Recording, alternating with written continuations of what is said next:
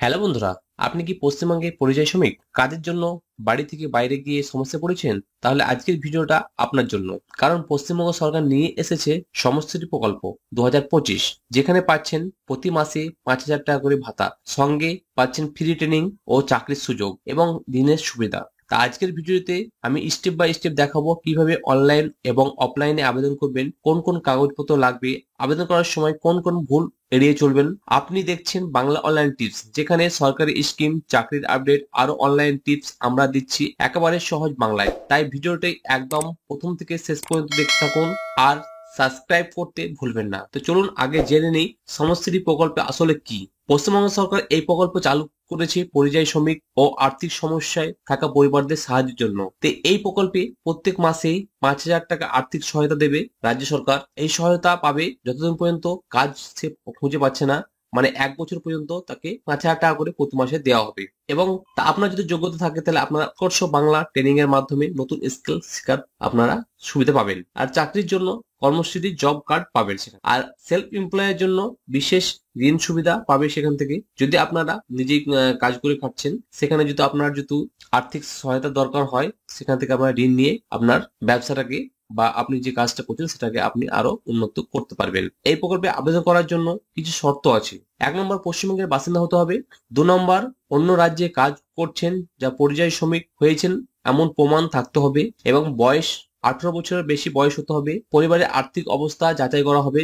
এগুলো কিন্তু আপনার দেখা হবে পরিযায়ী শ্রমিকের জন্য, বা যে সমষ্টি প্রকল্পের আওতায় যারা আসবে প্রত্যেক মাসে 5,000 টাকা করে পাবে, তাদের এই সব জিনিসগুলো খতিয়ে দেখা হবে। তা আমি সর্বপ্রথমে অফলাইনের যে ফর্মটা পূরণ করবে সেই ফর্মটা সামনে নিয়ে এসেছি। তো এই ফর্মটা আপনারা নিজে বাড়িতে বসে ফিল আপ করতে পারবেন। তা কিভাবে ফিল আপ করবেন? এখানে দেখতে পাচ্ছেন ব্যক্তিগত তথ্য। এখানে তা আপনার আবেদন করে যে নামটা আছে সেই নামটা এই ঘরে বসিয়ে দিবেন। তারপরে এখানে মোবাইল নাম্বার যেটা আছে সেই মোবাইল নাম্বারটা এখানে বসিয়ে দিবে। আপনার বাবার নাম বা স্বামীর নাম এই ঘরে বসিয়ে দিবে। তারপরে আপনার যে লিঙ্গ আছে, পুরুষ স্ত্রী যেটা হবে সেটা আপনি টিক করে নেবেন। এখানে আপনার ধর্মটা এখানে লিখে দেবেন। আপনার জাতিগত এখানে এসসি এসটি ওবিসি সেটা আপনি এখানে লিখে দেবেন। আপনার জন্মের তারিখ এখানে লিখে দেবেন। আপনার যে ফোনটা আছে, মানে এখন যে আপত্তকালীন যে ফোন নম্বরটা আছে সেই নম্বরটা এখানে বসিয়ে দিবেন। আপনার আধার নম্বরটা এখানে বসিয়ে দিবেন। তো এখানে খাদ্য সাথী রেশন কার্ড নম্বরটা বসিয়ে দিতে হবে। তারপরে আপনার যে ভোটার কার্ড নাম্বারটা আছে সেই নম্বরটা এখানে বসিয়ে দিবেন। আপনার স্থানীয় যে ঠিকানাটা সেই ঠিকানাটা, আপনার মহকুমার নামটা এখানে লিখে দিবেন। আপনি ব্লক, মিউনিসিপালিটি, কর্পোরেশন এলাকা যে এলাকায় হবেন সেই নামটা এখানে লিখে দিবেন। যদি ব্লক এলাকা হয় তো ব্লকের নামটা লিখে দিবেন, ও মিউনিসিপালিটি এলাকা হলে মিউনিসিপালিটির নামটা লিখে দিবেন। গ্রাম পঞ্চায়েত যদি আপনি হয়ে থাকেন তো গ্রাম পঞ্চায়েতের নামটা লিখে দিবেন। এখানে আপনার ওয়ার্ড হলে ওয়ার্ডের নামটা এখানে লিখে দিবেন, কত নম্বর ওয়ার্ড। আপনার যে থানাটা আছে সেই থানাটা এখানে লিখে দিবেন। আপনার পিন নম্বরটা যেটা আছে সেটা এখানে লিখবেন। এখানে 3 নম্বর দেখতে পাচ্ছেন কর্মক্ষেত্রের ঠিকানা ABCD এর মধ্যে যে কোনো একটি, মানে ABCD যে কটা আছে তার মধ্যে যে কোনো একটি আপনাকে ফিল করতে হবে। এ হলে আপনার যে সমস্ত আবেদনকারী ভারতবর্ষের মধ্যে পশ্চিমবঙ্গ ছাড়া অন্য রাজ্যে কর্মরত তাদের জন্য। তো এখানে তার ভারতবর্ষত্ব লেখা আছে, এখানে কোন রাজ্যে সে কাজ করছে সে রাজ্যের নাম দিতে হবে। তাই এখানে যদি রাজ্য কেন্দ্রশাসিত অঞ্চল হয় সেই রাজ্য বা কেন্দ্রশাসিত অঞ্চলের নাম।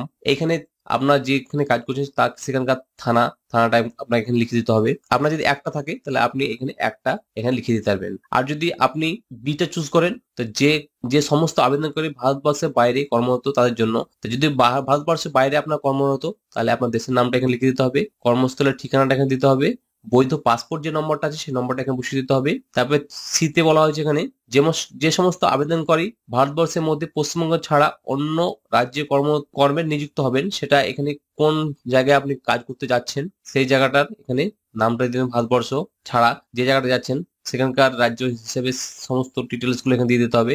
সেখানকার থানাটা এখানে লিখে দিতে হবে। তারপরে দিতে বলা হয়েছে এখানে যে সমস্ত আবেদনকারী ভারতবর্ষের বাইরে কর্মরত হবে তাদের জন্য, মানে দেশের বাইরে যে সমস্ত জায়গায় তারা কর্মরত হবে দেশের বাইরে, সেখানে এখানে দেখতে পাচ্ছেন এখানে দেশের নামটা লিখে দিতে হবে, কর্মস্থলের ঠিকানাটা দিতে হবে, বৈধ পাসপোর্ট নম্বরটা দিতে হবে এখানে। এবার এখানে সমস্ত প্রকল্পের কি কি কাজের ধরন রয়েছে এখানে এখানে 4 নম্বরে বলা হয়েছে কাজের ধরন। আপনার কৃষি, নির্মাণ কাজ, রাজমিস্ত্রি, ছুতার, ইলেকট্রিশিয়ান, প্লাম্বার, বস্ত্র শিল্প, স্বাস্থ্য পরিষেবা, আর্থিক সংক্রান্ত পরিষেবা, অলংকার শিল্প।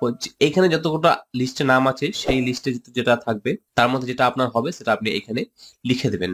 লিখে দেওয়ার পর আপনার বাইরে যাওয়ার দিন, কবে আপনি গেছেন সেই দিনটা এখানে লিখে দেবেন। প্রতিদিন কত টাকা পারিশ্রমিক পান সেটা আপনি এখানে লিখে দিবেন। তারপরে এখানে কি বলছে 5 নম্বরে বলা হয়েছে আপনি কি হিসাবে যুক্ত হয়েছেন। আপনি নিজে গিয়ে সেখানে যুক্ত হয়েছেন, এজেন্ট দ্বারা যুক্ত হয়েছেন, বা এজেন্ট ছাড়া যুক্ত হয়েছেন, অন্যান্য ব্যক্তির দ্বারা যুক্ত হয়েছেন। আপনি এখানে যেটা আপনার হবে সেইটা আপনি এখানে বসিয়ে দিবেন। এজেন্ট যদি থাকে সেই এজেন্টের নাম, এজেন্টের মোবাইল নাম্বার, এজেন্টের সেই এজেন্টের উপর ব্যক্তির ঠিকানা, সেই ঠিকানা দিতে হবে এজেন্টের। তারপর এখানে নিয়োগকর্তার নাম এখানে লিখে দিবে এবং নিয়োগকর্তার ঠিকানাটা এখানে দিয়ে দিবে এবং ফোন নম্বরটা এখানে দিতে হবে। মানে এই 5 নম্বরটা আপনাকে ফিল করতে হবে। আপনি নিজে গিয়ে যুক্ত হচ্ছেন বা অন্যান্য কারো, তা আপনারা যেহেতু এই পরিষেবা হিসেবে যুক্ত হয়ে থাকেন তাহলে এগুলো আপনাকে ফিল করতে হবে, না থাকলে আপনাকে ফিল করার প্রয়োজন নেই। এবার 6 নম্বরে আপনাকে বলা হচ্ছে ব্যাংকের যে তথ্যগুলো আছে সেই তথ্যগুলো কিন্তু আপনাকে দিতে হবে। পশ্চিমবঙ্গের যে কোনো একটা ব্যাংক দিতে হবে, ব্যাংক অ্যাকাউন্ট, যে ব্যাংকে আপনার অ্যাকাউন্ট আছে সেই ব্যাংক অ্যাকাউন্ট দিতে হবে। এখানে ব্যাংকের নাম দিতে হবে, এখানে ব্যাংকের নাম যেটা আছে শাখা সেই নামটা দিতে হবে। আপনার অ্যাকাউন্টের নম্বরটা এখানে বসিয়ে দিবেন, আইএফএসসি কোড যেটা আছে সেই নম্বরটা এখানে বসিয়ে দিবেন আইএফএসসি কোডের। তারপরে এখানে আপনার কি বলছে, এখানে নমিনি মনোনয়ন সংক্রান্ত তথ্য আপনার কি হয় ব্যক্তির নাম দিতে হবে এখানে, তার সাথে সম্পর্ক এখানে সেই সম্পর্ক দিয়ে দিবেন। আপনার মোবাইল নাম্বার, মনোনীতর আধার কার্ড নম্বর এখানে দিয়ে দিবে। তারপরে আবেদন করে রেশন বা খাদ্য সাথী কার্ডের বিবরণ, যে কার্ডটা আপনার হবে সেই কার্ডের নামটা এখানে বসিয়ে দিবেন। AAY SPHH PHE যেটা আপনার হবে সেটা আপনি এখানে বসিয়ে দিবেন। রেশন কার্ডের নম্বরটা এখানে বসিয়ে দিবেন। আপনার কি পরিবার আছে সেটা, আপনার যদি পরিবার যদি থাকে তাহলে আপনি এখানে হ্যাঁ করবেন।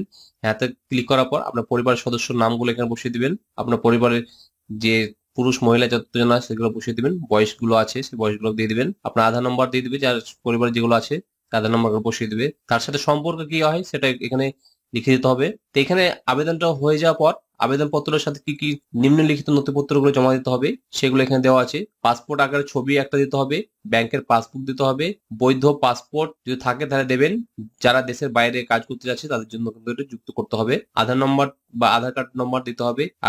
আবেদনপত্র সংযোজন এখানে দিতে হবে। তারপর এখানে ভোটার কার্ড নম্বর দিতে হবে বা ভোটার কার্ডটা আছে সেটা এখানে দিতে হবে। এই নথিপত্রগুলো আপনাকে জেরক্স কপি হিসেবে দিতে হবে। তারপরে উপরে যে উপরোক্ত প্রদত্ত তথ্য আমার জ্ঞান ও বিশ্বাস মতো সত্য, যেগুলো আপনি ফিল করলে সেগুলো সব সত্য এটাকে। তারপরে আপনার স্থানটা এখানে লিখে দিবেন। তারপরে আপনার এখানে যে তারিখ আপনি ফর্মটা জমা দিচ্ছেন সেই তারিখটা এখানে লিখে দিবেন। এখানে পরিযায়ী শ্রমিকের স্বাক্ষর এখানে দিতে হবে। তো এখানে দেখতে পাচ্ছেন সংযোজনীয় এখানে আপনার যে নামটা সেই নামটা দিয়ে দিবেন, যে পরিযায়ী শ্রমিক তার নামটা।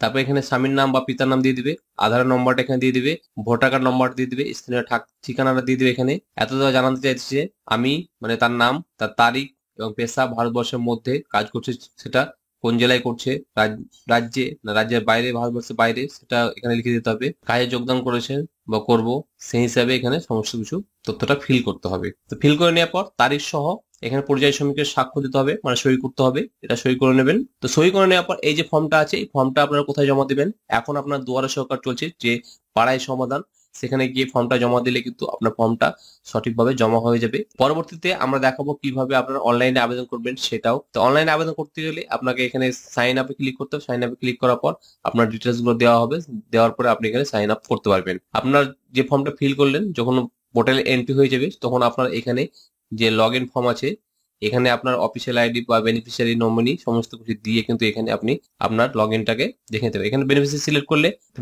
সিলেক্ট করলে আপনার ইউজার নাম দেখবে, এখানে চলে আসবে। জেনারেট ওটিপি করতে হবে, মানে ইউজার নেম হচ্ছে মোবাইল নাম্বার, যে নম্বরটা আপনি দিলেন সেই নম্বরটা কিন্তু ওটিপি চলে যাবে। সেই জেনারেট ওটিপি করবেন, ওটিপিটা দেওয়ার পরে আপনার অথেন্টিকেশন করলে আপনার লগ ইন পেজটা ওপেন হয়ে যাবে। মানে আপনি যে ফর্মটা ফিল করেছেন সেই ফর্মটা যখন ব্লকে এন্ট্রি হয়ে যাবে তখন আপনারা কিন্তু সমস্ত ডিটেলস গুলো দেখতে পারবেন। আপনার স্ট্যাটাস কিভাবে চেক করবেন এই লগ ইন করার পরেই দেখতে পাবে। তো বন্ধুরা, যে ফর্মটা আমরা ফিল করলাম সেটা হচ্ছে পরিযায়ী শ্রমিকের ফর্ম। তো পরিযায়ী শ্রমিকের ফর্মটা ফিল করবেন, তারপরেই কিন্তু আপনারা সমষ্টির প্রকল্পের জন্য আবেদন করতে পারবেন। তো সমষ্টির প্রকল্পের জন্য আবেদন করতে গেলে এখনো কিন্তু ওয়েবসাইট কিন্তু লঞ্চ করা হয়নি। তো ওয়েবসাইট লঞ্চ হয়ে গেলে কিন্তু আমরা আবার আপডেট দিয়ে দেবো। যদি ভিডিওটা ভালো লেগে থাকে তাহলে একটা লাইক করে দিবেন, বন্ধুদের সঙ্গে শেয়ার করুন, আর অবশ্যই বাংলা অনলাইন টিপস চ্যানেলটিকে সাবস্ক্রাইব করে পাশে থাকুন। ধন্যবাদ, আবার দেখা হবে নতুন ভিডিওতে।